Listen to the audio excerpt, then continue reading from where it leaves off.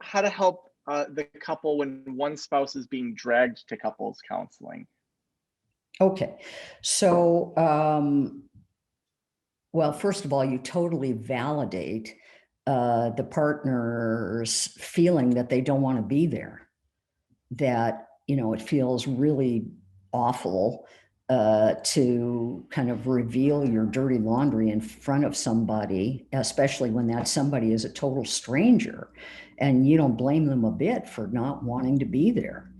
So you give them lots of emotional validation, as well as thank you for the courage to show up. And the other person, the person who wanted to come,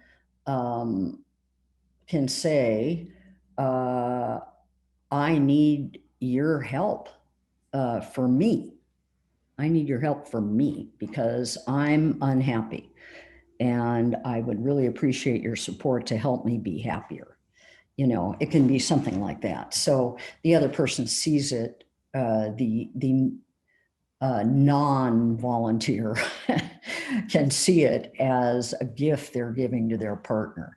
And then you just bend over backwards to empathize with the non-volunteer, to start building trust right away. You're empathizing deeply, deeply, deeply with that person so that they feel seen, they feel heard, they feel understood and witnessed. Because non-volunteers, what they fear is being nailed. And so you don't nail them. You empathize with them. You empathize with both.